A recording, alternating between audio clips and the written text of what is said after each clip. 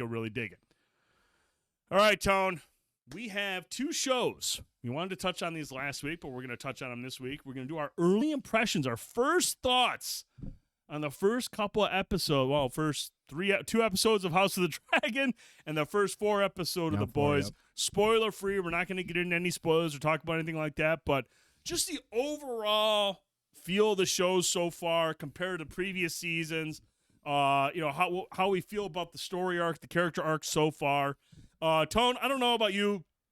I feel like as excited as I was for The Boys season 4, I think my excitement for House of the Dragon was a little bit higher simply because the first season was so good and because it was kind of like something we needed as Game of Thrones fans. We needed a season of a Game of Thrones show that didn't fucking suck and to kind of get our hopes up going forward. And I think House of the Dragon season 1 really did that. It nailed it. And I feel like I love The Boys, but peak Game of Thrones will always be some of the best television I've ever seen in my entire life.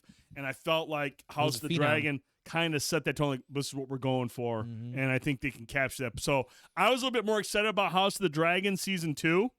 But Tone, I want to get to you, man. I know you are a very passionate Game of Thrones guy. We love the obviously the Game of Thrones series up until the final season or 2.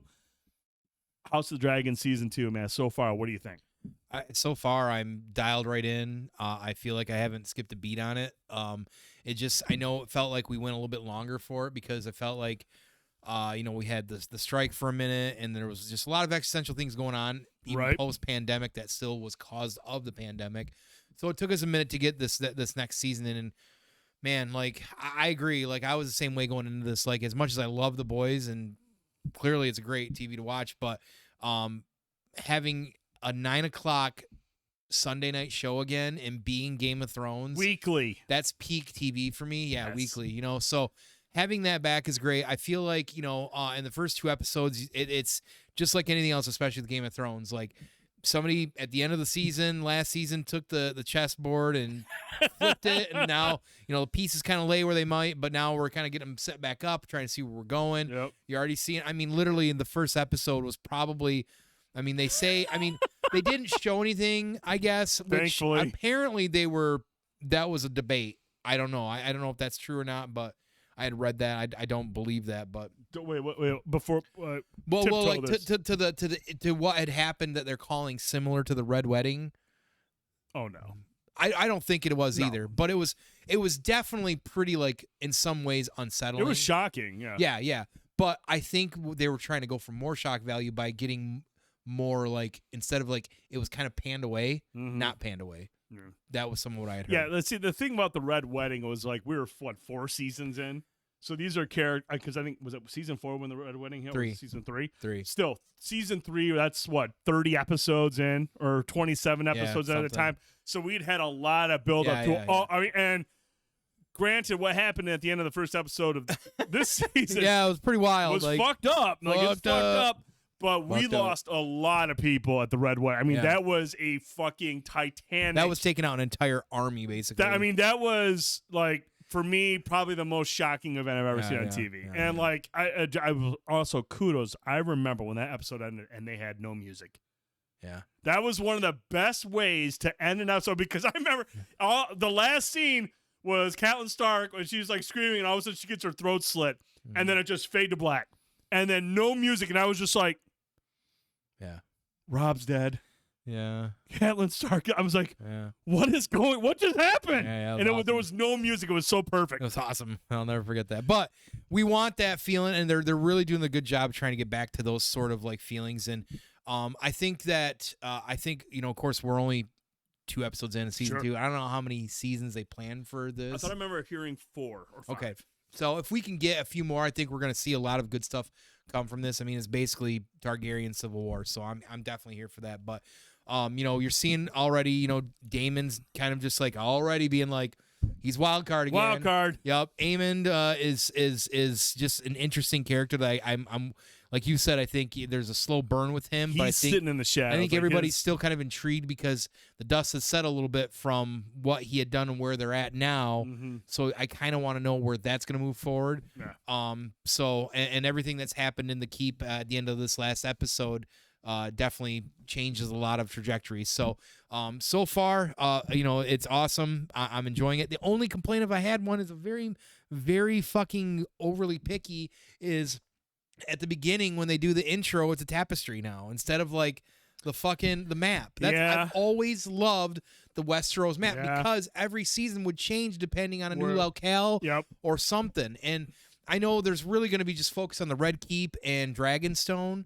And they started out this season on the Wall, which I thought was a neat thing to kind of do, to get those lame ass Starks involved somehow. So, but it was pretty cool to see that as well too. But so that's probably why they don't do that. But man, I'm just like, I'll see all the fucking, I don't know. I'm really intrigued with all the seaworthy folk and everything that they're doing. I think they're very intriguing. That whole family as well too. So and like I said, man, Targaryen has always been my house since like the second episode of this series. So to see all these dragons all over, it's fucking that's wild. Peak for me. Cuddle says all year with nothing, and we dropped these two gems. I know. It's wild, man. I'm telling you. Well, first of all, Acolyte a week before that, and then you get these on top of it. It's just like we're in a great place right now for TV. Yeah, great place for TV. Can't wait to talk about Acolyte when that season ends. Sure. We'll have to get dressed out for that one. That'll be a great conversation. Super duper. We should get Rohit. No. That's a big no, huh? I no, of course. So no, I've really enjoyed the season, and one of the complaints that I've seen on social media and a couple of reviews is Tone. People are kind of getting antsy. They're kind of irritated because we haven't had a whole lot of bloodshed and we haven't had dragon fights yet. Oh, here we go. Let me hear why. What's the problem? They want, hey man, this is Game of Thrones. There's supposed to be bloodshed. There's supposed to be dragons, and it's just like easy. Well, did they miss the first episode? Easy. First of all, fuck all that shit. Yeah. All these whiners, I want dragons. I want shut up. Mm-hmm. Okay. I get it. You're the same people that think Call of Duty is like narrative, like fucking Oscar shit. Right. Take all the time you need to build up these characters, dude. Like for real. Like flesh out their motivations. Set the table for the alliances that are going to be built, the ones that are going to crumble. I want all this world building going on because I know the bloodshed is coming. Episode 3 in the Game of Thrones annals is always considered one of the most violent episodes. Mm-hmm. So, I mean, if they stay true to that formula, we're going to get that. I know we're going to get bloodshed. I know we're going to get dragon fights. I know we're going to get all that shit. I want there to be some weight to these encounters. Mm-hmm. I want the stakes to be high. I want to know which characters I'm going to be rooting for and which ones I'm going to be rooting against. And I want that deep. I want that narrative deep. I want to understand and hate certain characters, and I want to love characters. So when they do get pieced out, I'm not like, oh, okay. I want to be like, no, I want red wedding. Holy shit, what the fuck just happened to my character? Right. Take your fucking time. Shut the fuck up. If you want explosions and shit, go somewhere else. Take your time, build up these characters, give me all that exposition, give me all that world building, because it's going to make those losses and those encounters that much more impactful. So I don't want to hear any of that shit. This has been top tier Game of Thrones television, these first 2 episodes, and I'm fucking here for it. Yeah, I am in my glory again. That fucking that scene at the end of episode 2, just like the first episode, was very, very, very heavy. Yeah, very heavy, super heavy. And very I heavy. mean, like, look, dude, I want the bloodshed too. I know it's coming. It's Game of Thrones. I'm gonna get it. You'll get it. Don't worry. But man, I love what they're doing with these characters. The arcs we're getting. In your glory, Hull. Thank you, J-Hill. In my glory, Hull. Good point. Absolutely. Pickle Park. But I mean, we're already starting to see some story arcs that are really getting interesting. Again, we won't get into the details, but like the characters that I'm really watching right now. First of all, is Otto Hightower. Oh yeah. I love Hightower. I love Otto. He's just the hand. He's the man. You know, he's well versed. He's knowledgeable, but he's got his faults. Mm-hmm. You know, I'm curious to see. There was a big event with his role at the end of this episode. Curious to see what that means for him going forward. What his path looks like.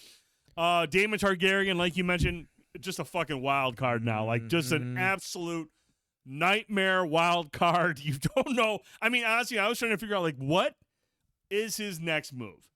And I was like, I don't know. I can't even begin to think what his next move is, Right. and that's what makes him extremely dangerous.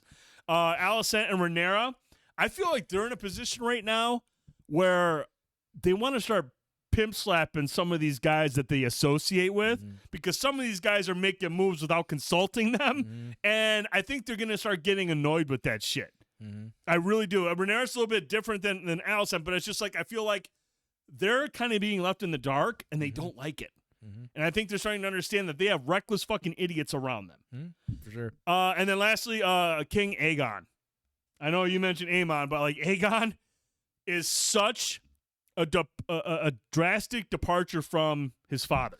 Yeah. Like where his father was like the peaceful king, and where Aegon is in the events that have happened in the first 2 episodes, he is clearly on a path to a different type of Yeah, and I kingdom. kind of like that too, because like his dad was a certain way, but like I also feel like there's moments of Aegon that we've seen early on where he wants to show compassion. He wants to be a just and rightful ruler. But again, you have certain people around you that are just, good or bad. The hand almost sometimes has more power. Yeah, I it feels think, like. and honestly, I think that might have been the problem with Otto. Is like, in one instance, he's like, "Don't be too nice," and in another instance, he's like, "You gotta be nice," and it's just like you're pulling him in 2 different directions, man. Right. And I think that's where it's at with Aegon. I think that now that you've said that, I think you're right. I think that is somebody I'm really, really excited to see kind of where he's going to grow. I mean, like I said, he's got people whispering in his I am the last one. just the voice of the dragon. Oh my god, what was that? Was that Dragonheart. Dragonheart? Oh yeah, was Saw it that in the Dennis theater. Quaid? Was that Dennis Absolutely. It's on the theater. Man, I And forgot. the girl from Starship Troopers. Denise Richards? No, the other one. Oh, the other chick. Yeah. I think Riker is it? I don't know. Is it Vasquez? No, that's Aliens. But no, let us know what you guys and girls think so far of the first 2 episodes of House of the Dragon.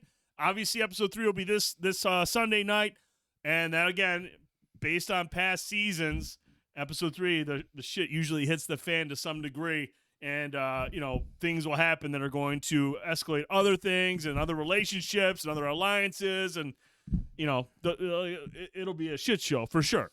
But let us know your thoughts. What you think of the first 2 episodes so far? Do you want more bloodshed? Do you want more dragon fights? Or are you cool with building up these characters? Because, I mean, it took Game of Thrones a long time to build up a lot of memorable characters that went on many seasons that we all loved and we're always worried about, is this going to be their last episode? Are they going to get pieced out?